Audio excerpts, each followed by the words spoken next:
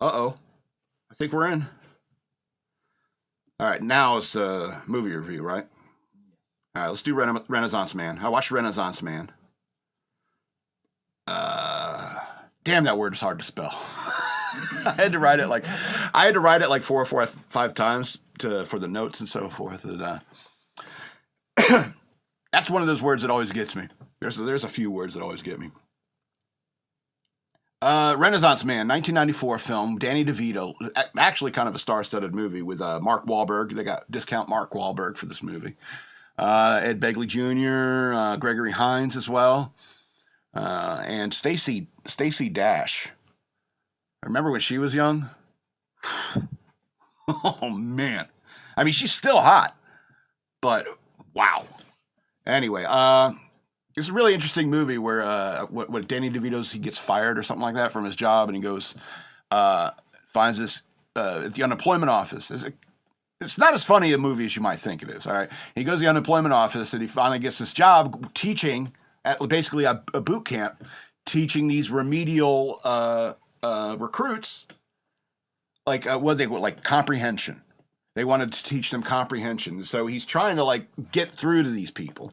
They're a bunch of troublemakers in the military, and I remember being in the military. There's a lot of people like that. And so he's like, well, we have to, and so he's sitting there talking to him and he's like, we have to have read something in common or read something so that we can start understanding, your comprehension levels and stuff like that. And they're like, oh, we didn't read nothing. I read comic books, and they all read weird stuff. He's like, okay, maybe if we all write about the same topic, we could talk about comprehension. And so I want you to write me a thing about why you're here, why you joined the Army and stuff like that. And boy, when that scene happened, when I watched this again, it took me right, because there was a time when I watched this movie before I joined the Navy, and there's a time recently where I watched it and after I'd served in the Navy. And that brought me right back to boot camp and the conversations I'd have with other recruits, because they started reading these stories in the class about like, horrible situations they were at home. Maybe getting in trouble. I got this girl pregnant. I got to do right by her. And it's like, there's all sorts of stories like that. And when you join like the military, you find out why other people joined. And so many stories are far different from what I was. A good little church boy who's like, I'm sick of college. They don't know anything anyway.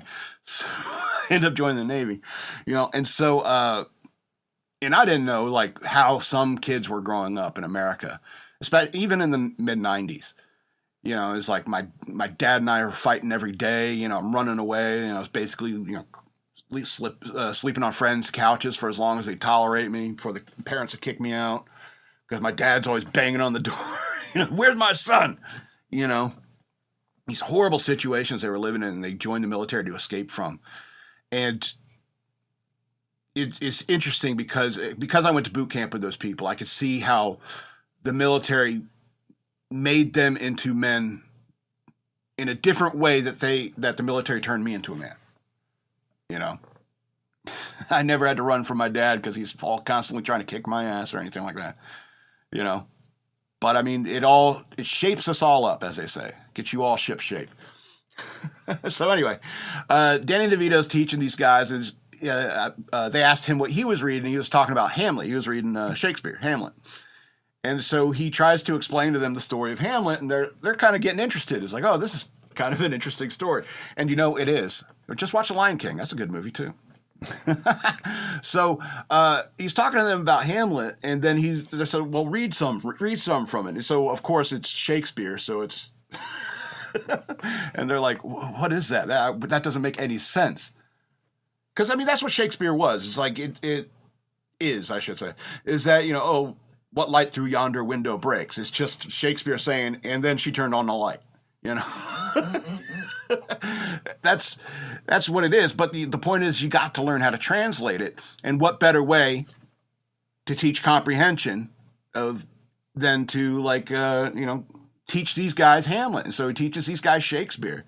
And there's also a girl in there. These people, these soldiers, Shakespeare. In an effort to educate them in some way. And he's kind of surprised himself that he's teaching Shakespeare to these army guys. Because, I mean, he's a civilian. He kind of like looks down in the military in the beginning a little bit. Are they saying kill? He's like, yeah, they're saying kill. They're soldiers, And so, but eventually, through a conflict with the first sergeant. The first sergeant and him always, but Gregory Hines, are constantly butting heads because he's like, I don't want these guys reading Shakespeare. I'm trying to teach them to stay alive, how to, support each other in combat, how to be trained killers, to be the tip of the spear. They don't need to understand Hamlet. But Daniel De Vito's argument is that, comprehension and understanding, Shakespeare in many ways is an education of warfare in itself. Henry VIII